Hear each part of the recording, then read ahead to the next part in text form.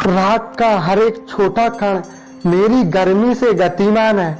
मैं एक ऐसा पागल हूं कि मैं जेल में भी आजाद हूं।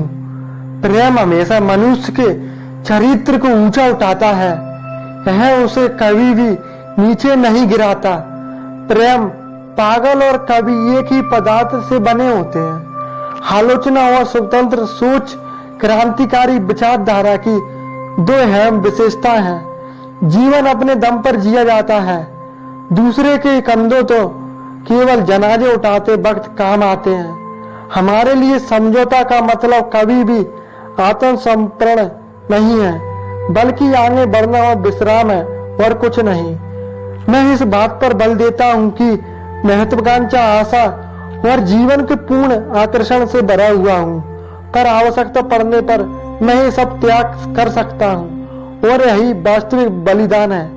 जीवन का उद्देश्य मन को नियंत्रित करना नहीं, बल्कि इसे समाजपूर्ण रूप से विकसित करना है।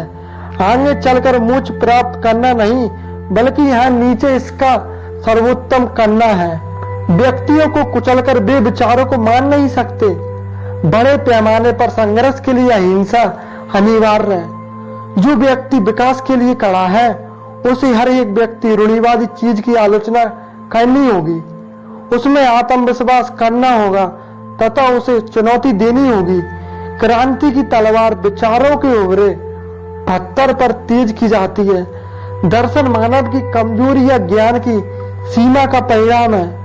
कानून की पवित्रता तब तक ही बनी रहती है जब तक यह लोगों की इच्छा की अभिव्यक्ति है।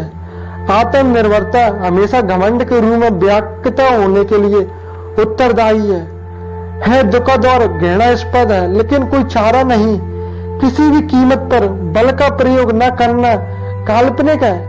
और नया आंदोलन जो देश में प्रारंभ हुआ है और जिसे आरंभ की हम चेतावनी दे चुके हैं। जैसा कि मैं पुराने समय की मान्यता को अस्वीकार करता हूँ, है विश्वास के साथ विश्वास का मुकाबला करने का मुद्दा नहीं है। आमतौर पर लोग वस्तुओं जैसे हैं, उसके आदी हो जाते हैं और बदलाव के विचार से ही कांपने लगते हैं। मेरा एक ही धर्म है और वह देश की सेवा करना है। इंसान तभी कुछ करता है जब वो अपने काम के औचित्य को लेकर सुरक्षित होता है। सूर्य विश्व में हर किसी देश पर उज्जवल होकर गुजरता है, परंतु उस समय ऐसा कोई देश नहीं होगा जो भारत देश के समान इतना स्वतंत्र, इतना खुशहाल, इतना प्यारा हो। किसी भी इंसान को मानना आसान है, परंतु उसके विचारों को नहीं। महान साम्राज्य टूट जाते हैं, तबाह हो जाते हैं, जबकि उनके विचार बच जाते हैं। हमारा लक्ष्य शासन शक्ति को उन हाथों के सुपुत्र करना है जिनका लक्ष्य समाजवाद हो। इसके लिए मजदूरों और किसानों को संगठित करना आवश्यक है।